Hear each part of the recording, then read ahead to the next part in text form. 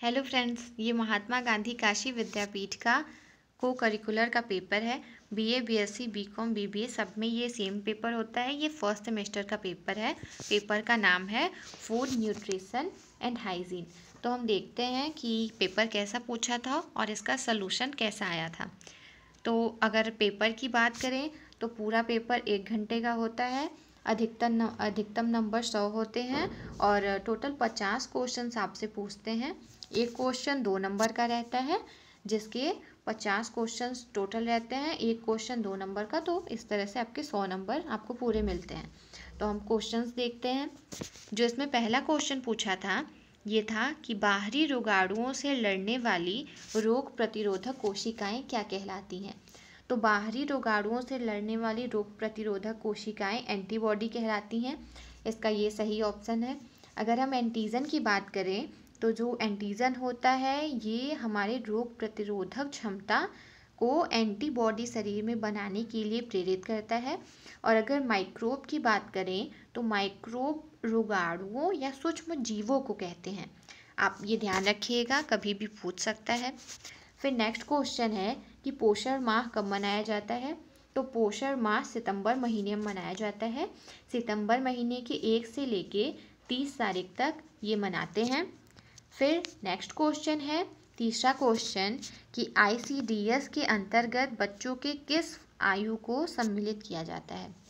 तो इसका जो ऑप्शन नंबर 2 है 1 से 6 वर्ष, ये सही है। 1 से 6 वर्ष तक के बच्चों को ICDS के अंतर्गत शामिल किया जाता है। देखिए जो ICDS है, अगर इसके फुल फॉर्म की बात करें तो इसको फुल फॉर्म इसका होता है integrated child development system. Integrated child development system, एकीकृत बाल विकास सेवा। इसमें 6 साल से कम आयु के बच्चों को शामिल किया जाता है, गर्भवती महिलाओं और जो 16 से 44 साल की औरतें होती हैं उनको शामिल किया जाता है।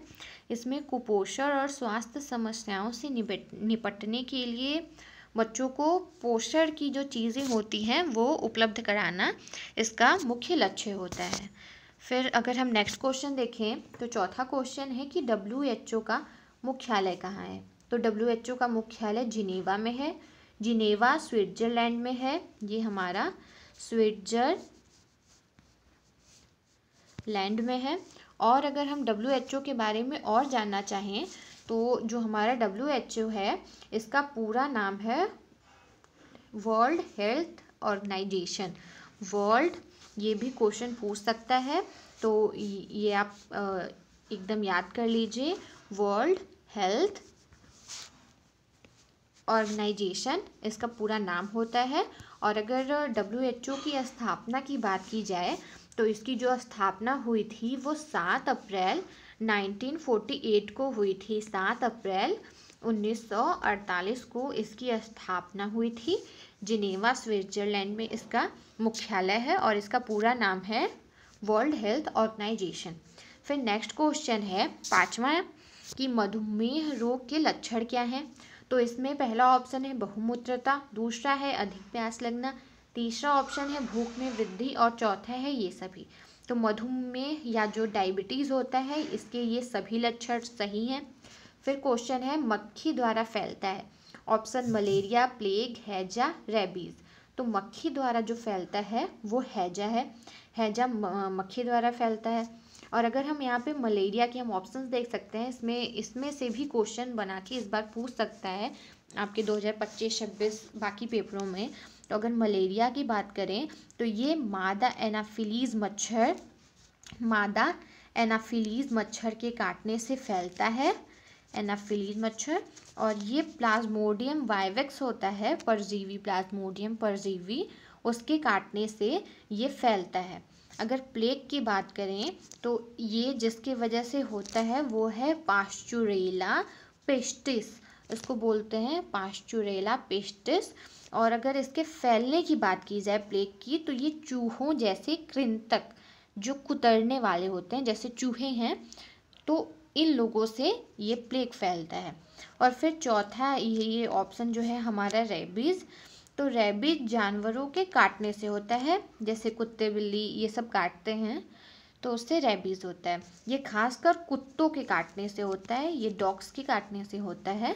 इनके लार में रेबीज़ पाया जाता है, जिससे ये इनके काटने से इंसानों को भी हो जाता है। और इसमें जो सबसे मेन होता है हाइड्रोफोबिया, जो जिनको कुत्ते काट लेते हैं उनको पानी से डर लगने लगता है। हाँ, इनको हाइड्रोफोबिया हो जाता है, उसका इंजेक्शन लगता है और वो ठीक हो जाता है।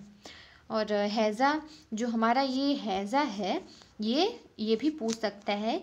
ये एक बैक्टीरिया के काटने से फैलता है, बैक्टीरिया से, जिसका नाम है विब्रियो कॉलेरा। फिर अगर हम नेक्स्ट क्वेश्चन देखें तो 7वां क्वेश्चन है कि वायु द्वारा फैलने वाला रोग है। तो वायु द्वारा जो इसमें फैलता है रोग, ये है चेचक। हैजा हमारा मक्खियों से फैलता है, प्लेग चूहों से फैलता है, और जो रिकेट्स है ये फैलता नहीं है। ये विटामिन डी, रिकेट्स जो हमारा है वो विटामिन डी की कमी से होने वाला एक रोग है, जिसको हम सूखा रोग भी कहते हैं। ये विटामिन डी की कमी से होता है। और जो हमारा चेचक है, इसको हम जो गाँवों में अक्सर निकलती हैं, या चेचक, माता रानी, छोटी माता, बड़ी माता, तो वो इसके अंदर आते हैं, स्मॉल पॉक्स। तो ये वायु से फैलता है, संपर्क से फैलता है, हाथ मिलाने, गले मिलने से। तो इसका ये आंसर सही हो जाएगा, चेचक। फिर 8वां है क्वेश्चन कि किस उम्र के बाद बच्चा ठोस आहार खा सकता है। तो 6 महीने के बाद बच्चा ठोस आहार खा सकता है, तो इसका पहला ऑप्शन सही हो जाएगा। फिर नेक्स्ट क्वेश्चन हम देखें तो ये पूछ रहा है कि जल का सूत्र क्या है। तो जल का सूत्र H2O होता है, ऑप्शन नंबर 2 सही हो जाएगा। 10वां क्वेश्चन है कि सोडियम प्राप्ति का अच्छा स्रोत है। तो सोडियम नमक खाने से मिलता है, तो हमारा ऑप्शन नंबर 3 नमक सही हो जाएगा। अगर हम गुड़ और गन्ने की बात करें तो जो हमारे गुड़ और गन्ने हैं, इससे हमें कार्बोहाइड्रेट मिलता है, कार्बोहाइड्रेट। और हल्दी हमारा एंटीसेप्टिक है, आप ये याद रखिएगा। ऑप्शन से भी इस बार क्वेश्चन बना के दे सकता है, क्योंकि इसमें जो सीधे सीधे क्वेश्चंस हैं, जो को करिकुलर का पेपर होता है उसमें सीधे सीधे क्वेश्चन उतार के देता है। अगर आपका 2025 में पेपर है तो आप 24-23 के क्वेश्चंस अच्छे से 22 के तैयार कर लीजिए, तो आपका लगभग 5 तो आप आराम से हो जाएंगे। ऑप्शन से भी आप कुछ चीज़ें तैयार कर लेते हैं तो आपके अच्छे नंबर भी आ जाएंगे। और ये सिर्फ क्वालिफाइंग पेपर होता है, इसमें सिर्फ इसे पास करना रहता है और ज़्यादा प्रेशर नहीं लेना रहता है। फिर नेक्स्ट क्वेश्चन हम देखते हैं, 11 नंबर क्वेश्चन है कि कैल्शियम का प्रमुख स्रोत क्या है। दूध, चावल, गुड़, आलू। तो इसमें जो दूध होता है वो हमारा कैल्शियम का प्रमुख स्रोत होता है। चावल, गुड़ और आलू की बात करें तो ये तीनों ही कार्बोहाइड्रेट के प्रमुख स्रोत हैं। फिर क्वेश्चन ये पूछा है कि विटामिन के की खोज कब की गई। तो देखिए, जो विटामिन के की खोज की गई थी ये 1929 में हुई थी। 1929 में विटामिन के की खोज हेनरिक कार्ल पीटर डैम ने, इनको हम हेनरिक डैम भी बोलते हैं, हेनरिक डैम। तो इन्होंने विटामिन के की खोज 1929 में की थी, जिसके लिए इन्हें 1943 में नोबेल प्राइज़ मिला था। पर यहाँ पे 1929 कहीं ऑप्शन में ही नहीं है और 1943 है इस टाइम, तो इन्हें नोबेल प्राइज़ मिला था। और एक ऑप्शन है 1912। 1912 में विटामिन की खोज हुई थी। जो विटामिन, ये भी क्वेश्चन अक्सर पूछता है कि विटामिन शब्द को किसने गढ़ा। तो जो विटामिन की खोज हुई या विटामिन शब्द गढ़ा था वो फंक महोदय थे। फंक, इनका नाम है फंक। तो इन्होंने 1912 में विटामिन की खोज की और ये विटामिन शब्द गढ़ा। 1912 में ही कई और विटामिनों की खोज हुई थी, जैसे हॉपकिंस ने विटामिन ए की खोज की थी।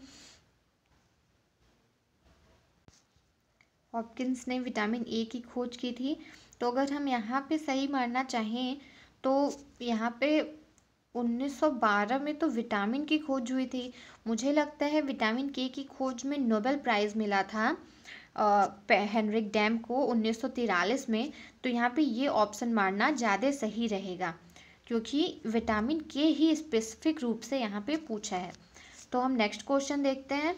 नेक्स्ट क्वेश्चन है कि 13 नंबर, 1 ग्राम वसा कितनी कैलोरी ऊर्जा देता है। तो अगर हम वसा की बात करें तो वसा से 9 कैलोरी ऊर्जा 1 ग्राम वसा से हमें प्राप्त होता है। पर यहीं अगर हम वसा के जगह अगर आपसे कार्बोहाइड्रेट या प्रोटीन पूछ दे कि 1 ग्राम प्रोटीन से या 1 ग्राम कार्बोहाइड्रेट से कितनी एनर्जी मिलती है, तो ये 4.2 कैलोरी ऊर्जा मिलती है। आप याद रखिएगा, कार्बोहाइड्रेट और प्रोटीन से 4.2 कैलोरी ऊर्जा मिलती है और 1 ग्राम वसा से 9 कैलोरी ऊर्जा मिलती है। फिर नेक्स्ट क्वेश्चन है 14 नंबर कि एक जटिल कार्बोहाइड्रेट कॉम्प्लेक्स कार्बोहाइड्रेट क्या है। तो देखिए यहाँ पे इस क्वेश्चन में जो सेल्यूलोज, ग्लाइकोजन, पेक्टिन, स्टार्च, ये चारों के चारों ही जटिल कार्बोहाइड्रेट हैं। जो हमारा सेल्यूलोज होता है वो और जो स्टार्च है, सेल्यूलोज और स्टार्च, ये दोनों मिलते हैं आपके पौधों में जो खाना संग्रह होता है वो सेल्यूलोज और स्टार्च के रूप में होता है, जबकि जो जंतुओं में कार्बोहाइड्रेट संग्रह होता है वो ग्लाइकोजन के रूप में होता है। और जो हमारा पेक्टिन होता है वो फलों के जो छिलके होते हैं, खासकर जो सेब का छिलका होता है उसमें पेक्टिन पाया जाता है। तो इन चारों के चारों, ये जो चारों के चारों हैं, ये चारों के चारों ही जटिल कार्बोहाइड्रेट के पार्ट हैं। तो अब इसमें कोई भी, मुझे लगता है कोई भी आप टिक कर दीजिए, चारों सही हैं क्योंकि ये चारों ही जटिल कार्बोहाइड्रेट होता है। ऐसा क्वेश्चन पूछा है तो आप कुछ भी मतलब लगा सकते हैं, ये चारों ही सही है। मुझे लगता है इस पर कॉमन मार्किंग करनी चाहिए। फिर नेक्स्ट क्वेश्चन हम देखते हैं। तो ये पूछा है कि प्रोटीन में मुख्य भाग किसका होता है। तो देखिए अगर हम प्रोटीन की बात करें तो प्रोटीन में जो हमारे प्रोटीन होता है वो अमीनो अम्ल से बनता है। ये क्वेश्चन भी पूछा जा सकता है, इम्पॉर्टेंट क्वेश्चन है, याद रखिएगा कि प्रोटीन अमीनो अम्ल से बनता है। और ये जो हमारा अमीनो अम्ल है ये 20 प्रकार के, हमारा जो प्रकृति है इसमें 20 प्रकार के अमीनो अम्ल पाए जाते हैं और इन्हीं 20 प्रकार के अमीनो अम्लों से मिलके हमारा प्रोटीन बनता है। और अगर हम प्रोटीन के मुख्य घटक देखें तो ये हाइड्रोजन, कार्बन, ऑक्सीजन और नाइट्रोजन, ये 4 चीज़ों से, इन 4 तत्वों से मिलके प्रोटीन बनता है। पर अगर हम मुख्य भाग देखें कि प्रोटीन में मुख्य भाग किसका होता है तो ये हमारा नाइट्रोजन होता है। इन चारों से मिलके प्रोटीन बनता है पर सबसे ज़्यादा जो पार्ट होता है वो नाइट्रोजन का होता है। और फिर नेक्स्ट क्वेश्चन हम देखते हैं। क्वेश्चन 16, प्रोटीन नाम किस वैज्ञानिक द्वारा प्रस्तावित किया गया। तो प्रोटीन नाम मुंडर द्वारा दिया गया था। इसका पहला ऑप्शन 16 नंबर का सही हो जाएगा। फिर नेक्स्ट क्वेश्चन देखें तो ये पूछा है आहार नियोजन के लाभ। पहला ऑप्शन है समय का सदुपयोग, सही है। दूसरा है धन का सदुपयोग, ये भी सही है। तीसरा है कार्य का सरलीकरण, यहाँ पे सरलीकरण है, ये भी सही है। तो आहार नियोजन के इनमें से सभी, ये चौथा ऑप्शन आपका सही हो जाएगा। ये सबके सब सही हैं। फिर 18 नंबर क्वेश्चन है कि कुपोषण के लिए क्या उत्तरदायी है। तो कुपोषण के लिए निर्धनता उत्तरदायी है, अशिक्षा भी उत्तरदायी है और मिलावट ये भी उत्तरदायी है। तो उपयुक्त सभी इसमें से भी ये सभी सही हो जाएगा। फिर 19 नंबर क्वेश्चन है कि निम्नलिखित में पौष्टिक तत्व हैं। तो प्रोटीन भी है, खनिज लवण भी है, कार्बोहाइड्रेट भी है, तो इसमें भी उपयुक्त सभी का विकल्प सही हो जाएगा। और फिर 20 नंबर क्वेश्चन है कि विटामिन ए पाया जाता है गाजर में, मांस में, हरे धनिया में और इनमें से सभी। तो विटामिन ए जो है वो गाजर में पाया जाता है। और यहाँ पे ये देख लीजिए कि जो विटामिन ए होता है, विटामिन ए आँखों के लिए ज़रूरी होता है। इससे अगर विटामिन ए की कमी हो जाए तो इससे रतौंधी नामक रोग होता है। रतौंधी नामक इसकी कमी से रोग होता है। विटामिन ए की खोज हॉपकिंस ने 1912 ईस्वी में की थी। आप ये भी क्वेश्चन पूछ सकते हैं, तो आप याद रख सकते हैं। फिर नेक्स्ट क्वेश्चन है question number 21, fresh fruit vitamin किसे कहते हैं? तो फ्रेश फ्रूट विटामिन बी को कहते हैं। Vitamin B fresh fruit vitamin कहा जाता है। फिर 22 नंबर क्वेश्चन है, एलर्जी की शिकायत है। पहला ऑप्शन है मजबूत प्रतिरक्षा का लक्षण, दूसरा है कमजोर प्रतिरक्षा का लक्षण, तीसरा है पारिस्थितिजनक लक्षण, चौथा है इनमें से कोई नहीं। देखिए, मजबूत प्रतिरक्षा का लक्षण और कमजोर प्रतिरक्षा, एलर्जी जो होती है वो प्रतिरक्षा से संबंधित नहीं होती है। आपकी जो प्रतिरक्षा है वो मजबूत हो या कमज़ोर हो, अगर आपको किसी चीज़ से, किसी खास चीज़ से, खाने की चीज़ हो, धूल, अक्सर लोगों को धूल से एलर्जी होती है, मिल्क प्रोडक्ट से होती है, कुछ फ्रूट्स से होती है, तो अगर किसी चीज़ से आपको एलर्जी है तो वो होगी। तो इसमें जो ये पारिस्थितिजनक लक्षण है ये सही हो जाएगा। फिर नेक्स्ट क्वेश्चन हम देखें तो 23 नंबर क्वेश्चन है, टीकाकरण है प्राकृतिक प्रतिरक्षा, अर्जित प्रतिरक्षा।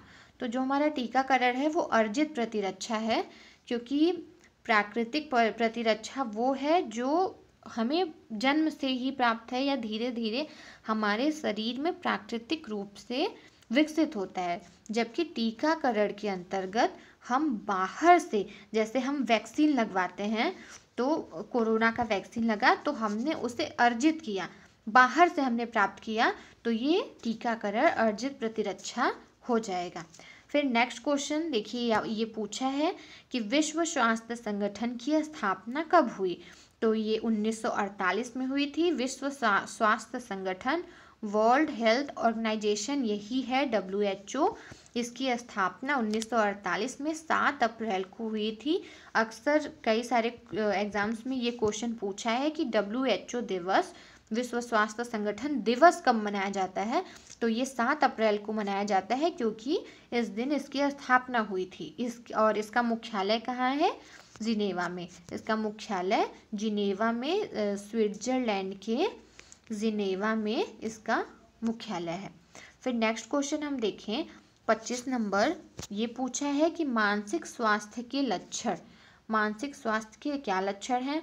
पहला है चिंता से मुक्त, ये सही है। दूसरा है प्रसन्नचित्त रहना, ये भी सही है। तीसरा है शांत स्वभाव, तो इनमें से सभी ये सही हो जाएगा। हालांकि कुछ लोग तो मानसिक रूप से स्वस्थ रह के भी ये तीनों ही नहीं रहते हैं, पर नॉर्मली एक इंसान अगर मानसिक रूप से स्वस्थ है तो वो खुश रहता है, शांत रहता है और चिंता से मुक्त तो रहता ही है। तो ऑप्शन नंबर 4 सही हो जाएगा। फिर 26 नंबर क्वेश्चन है कि WHO का पूरा नाम क्या है? देखिए, ये भी क्वेश्चन है, तो इसका वर्ल्ड हेल्थ ऑर्गेनाइजेशन, ये पहला ऑप्शन सही हो जाएगा, WHO का पूरा नाम। फिर नेक्स्ट क्वेश्चन है 27 कि विश्व स्वास्थ्य संगठन का मुख्यालय, ये क्वेश्चन रिपीटेड है, तो उसमें WHO दिया था और इसमें विश्व स्वास्थ्य संगठन उसका पूरा नाम लिख दिया है, तो इसका ऑप्शन हो जाएगा जिनेवा, सही हो जाएगा। फिर नेक्स्ट क्वेश्चन है 28 नंबर कि बच्चे किस उम्र में बचपन में पहुंच जाते हैं? तो ये 1 से 12 साल की जो अवस्था है, इसमें ये नॉर्मली बचपन की उम्र मानी जाती है। इसमें भी जो ये 1 से 6 साल की अवस्था होती है ये प्रारंभिक बाल्यावस्था मानी जाती है, और 6 से 12 में बाद का जो बचपन होता है वो होता है, तो इसका ऑप्शन नंबर 4 सही हो जाएगा। फिर अगर हम नेक्स्ट क्वेश्चन देखें तो 29 नंबर क्वेश्चन है कि निम्न में से स्वास्थ्य का आयाम क्या है? तो स्वास्थ्य ऑप्शन में है शारीरिक, मानसिक, सामाजिक, ये सभी। तो ये सभी ही स्वास्थ्य के आयाम है। व्यक्ति को शारीरिक, मानसिक और सामाजिक तीनों रूप में अगर वो स्वस्थ है तो ही वो स्वस्थ है। फिजिकली वो कितना भी हट्टा कट्टा हो, पर अगर मानसिक रूप से अशांत है तो फिर अगल बगल के लोगों के लिए खतरनाक है, अपने लिए भी खतरनाक है। तो स्वास्थ्य की ये सभी हो जाएगा। फिर तीसरा है कि गर्भावस्था के जोखिम कौन से हैं? तो पहले से मौजूद बीमारी, सही है। डायबिटीज़, अगर माँ को डायबिटीज़ है तो पूरा चांस रहता है कि बच्चे को भी हो जाए। और गर्भावस्था प्रेगनेंसी में भी दिक्कत होती है, एक से अधिक गर्भ ये भी जोखिम भरा है। तो ये सभी इसका सही ऑप्शन हो जाएगा, ऑप्शन नंबर 4 ये सभी।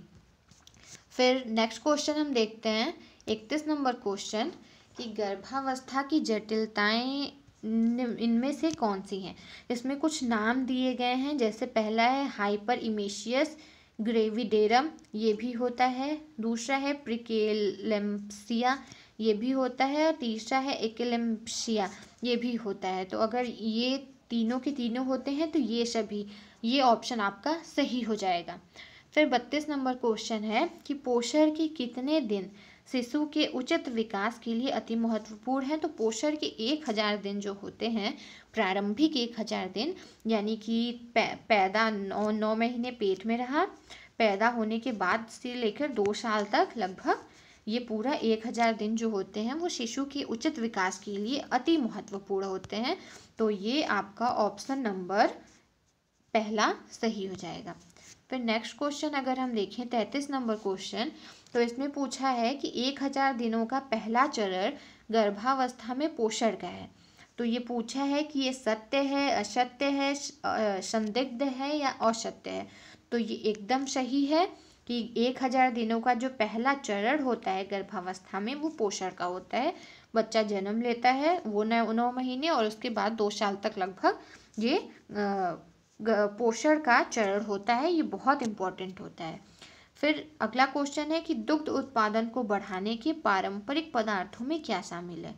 तो सौंफ, अजवाइन, जीरा, ये सभी। तो इसमें ऑप्शन नंबर 4 सही होगा। सौंफ, अजवाइन, जीरा ये तीनों की तीनों ही दुग्ध उत्पादन को बढ़ाने के प्रारंभिक पदार्थों में आते हैं।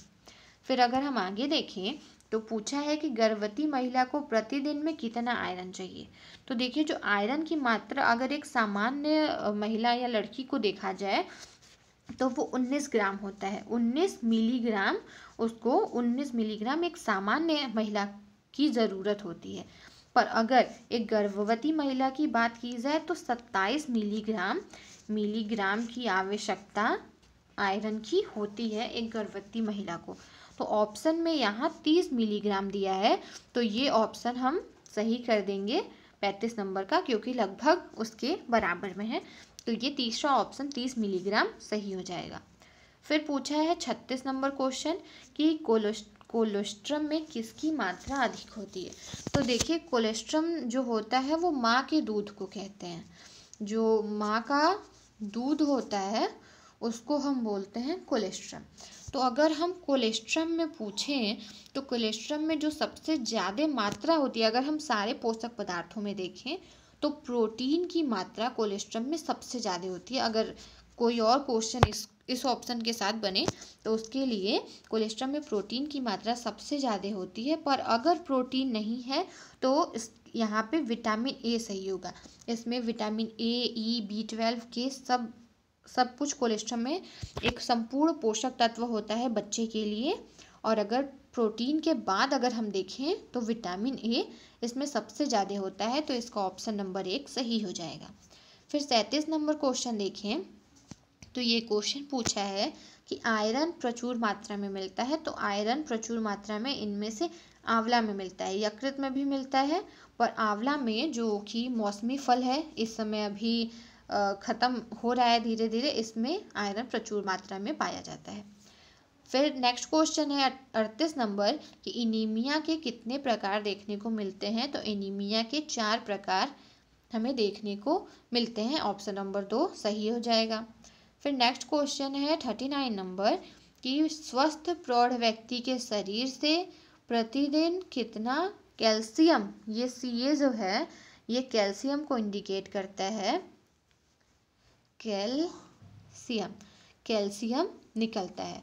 तो अगर हम कैल्शियम देखें एक स्वस्थ व्यक्ति में तो वो लगभग 200 mg निकलता है। 200 mg कैल्शियम प्रतिदिन एक स्वस्थ व्यक्ति के शरीर से यूरिन के माध्यम से निकलता है।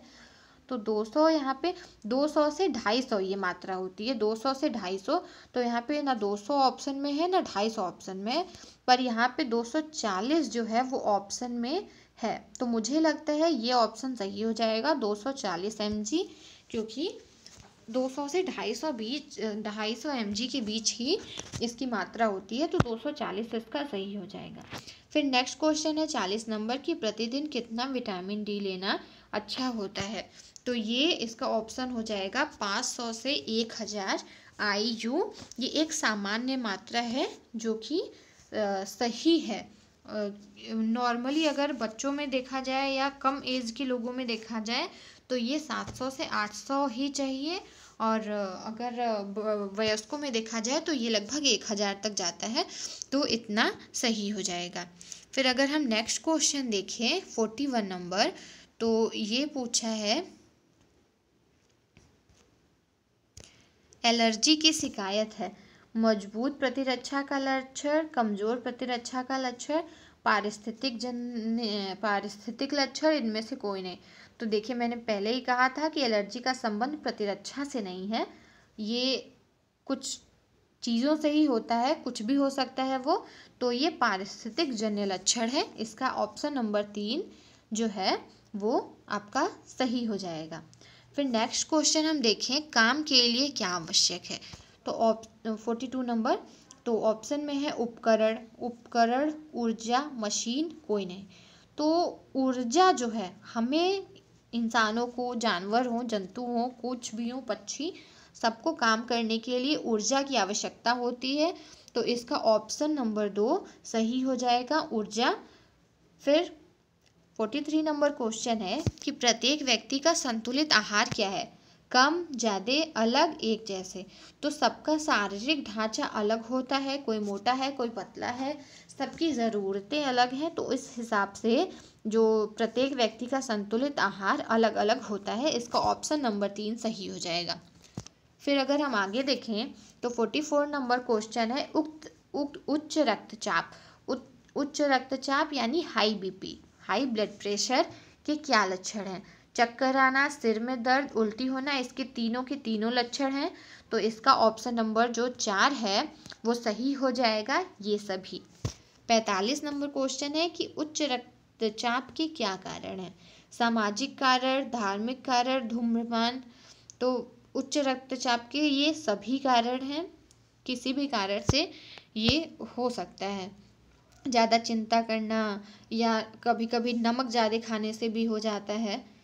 फिर अगर हम आगे देखें 46 नंबर क्वेश्चन है सनशाइन विटामिन्स कौन सा है? सनशाइन्स यानी जो सूरज के, सनशाइन सूरज से मिलता है, बेसिकली इसका मतलब निकलता है। तो ये हो जाएगा विटामिन डी, क्योंकि विटामिन डी से हमें, विटामिन डी जो है वो सूर्य के प्रकाश में ही हमारे शरीर में संश्लेषित होता है। तो ऑप्शन नंबर डी सही हो जाएगा इसका। फिर 47 नंबर क्वेश्चन है कि विटामिन ए का दूसरा नाम क्या है? तो विटामिन ए को हम रेटिनॉल के नाम से जानते हैं। ऑप्शन नंबर 1 हमारा सही हो जाएगा। और यहाँ पे आप ये ऑप्शन जो कैरोटीन है, कैरोटीन हमें विटामिन ए से ही मिलता है। ये बालों के लिए और त्वचा के लिए हमारे ज़रूरी होता है।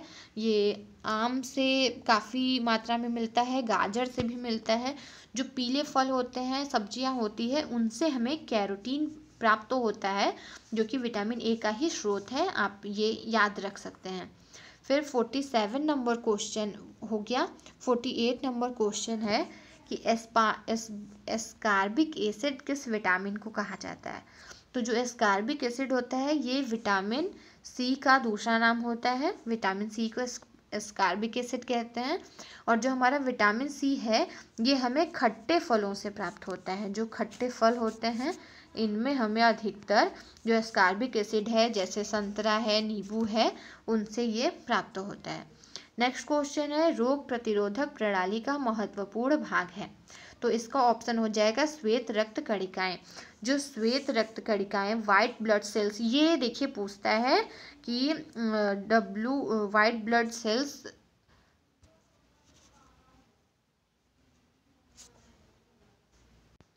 ये पूछता है कि जो WBC वाइट ब्लड सेल्स, यहाँ पे पूरा नाम लिखा है कि WBC जो ये दे देता है कि WBC का पूरा नाम क्या होता है। तो ये देख लीजिए वाइट ब्लड सेल्स, यहाँ पे अधिकतर करता क्या है कि ये जो सेल्स है सी में या तो कार्पल्स देता है, कार्पल्स और सेल्स भी देता है, तो इसमें अधिकतर कन्फ्यूज़न हो जाता है, लोग कार्पल्स चूज़ कर लेते हैं, पर असल में वहाँ पे सेल होता है। और आरबीसी का फुल फॉर्म भी पूछता है, तो ये क्वेश्चन भी पूछ सकता है, आप ध्यान रखिएगा। फिर 50 नंबर क्वेश्चन है कि इनमें से किससे जन्मजात प्रतिरक्षा प्राप्त होती है। पहला है त्वचा, बलगम, पेट का अम्ल और इनमें से सभी। तो जन्मजात प्रतिरक्षा इन सभी से प्राप्त होती है, तो इसका जो ऑप्शन नंबर 4 है वो सही हो जाएगा। जन्मजात प्रतिरक्षा हमें इन तीनों चीज़ों से प्राप्त होती है।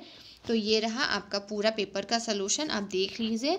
और इस पेपर को पास करने का यही सबसे सही तरीका है कि आप जो पिछले साल के पेपर्स हैं उन्हें अच्छे से रिवाइज कर लीजिए और देख लीजिए कि कैसे क्वेश्चंस उसमें पूछे हैं, आपके लिए वही सफिशिएंट होगा, आप अच्छे नंबर से उसे पास कर लेंगे। इस पेपर को बस पास ही करना रहता है और इसमें कुछ नहीं रहता है, मतलब ये सिर्फ क्वालिफाइंग पेपर है और 50 क्वेश्चंस होते हैं और आपको टोटल 100 नंबर मिलते हैं। इस तरह से पेपर देखिए गोला भी भरने का है, भरना रहता है। ठीक है, अगर आपको अच्छा लगा तो लाइक सब्सक्राइब ज़रूर करिएगा। Thank you.